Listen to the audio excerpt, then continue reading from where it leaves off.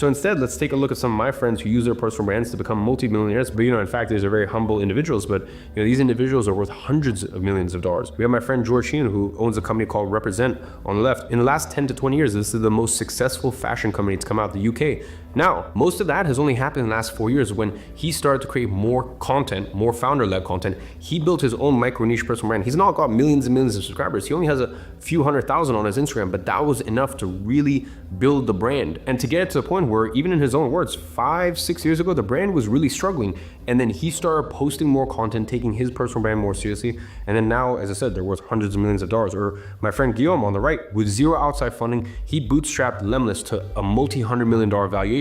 Once again, through the power of a micro niche personal brand where he focuses primarily on LinkedIn, created content, built a little tribe there, and was able to build a multi-$100 million company off the back of it, okay? Now, I've just given you a number of examples of people who have built generational wealth by building a personal brand and capitalizing on the new attention-driven economy.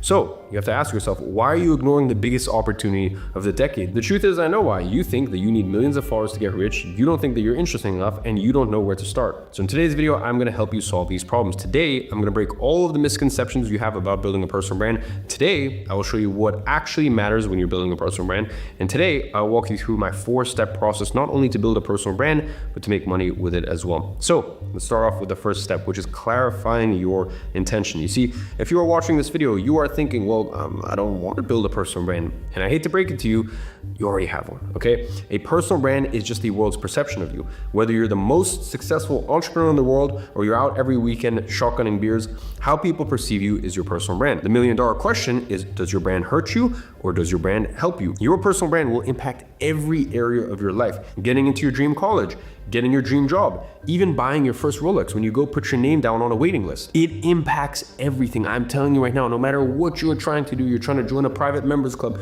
you're trying to buy a Rolex, you're trying to get an allocation for this, you're trying to join college. Listen, quite frankly, even in your romantic life, in every area of your life, you have a personal brand. It's just a matter of, is your personal brand gonna help you or is it gonna hinder you? So I think it's pretty much safe to assume that you want a personal brand to help you, but you need to understand how it can help you. And this is truly where the intention comes in. Let me explain what I mean.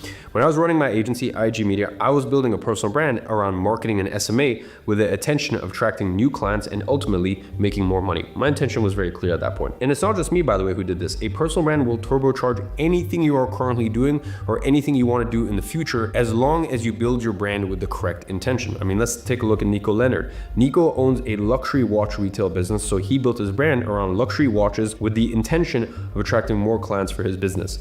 Let's take a look at Ryan Serhant. Ryan sold luxury real estate, so he built his brand around luxury real estate with the intention of attracting more buyers and making more money in the process. Or let's take a look at a very interesting gentleman, Magri Alberto. Now, he actually owns a pastry shop, so he built a personal brand showing off his pastries with the intention of attracting more people to his pastry shop.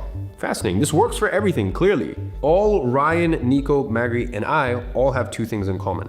Number one, we work backwards. We knew we wanted to make more money and we found something to sell to make that money. And then we figured out what our perfect client looks like. And then we built an intentional brand to attract more of those clients through our content. So first thing, ask yourself, what are you gonna sell? What do you wanna sell? Then, what does your perfect follower or subscriber or whatever it is look like? And then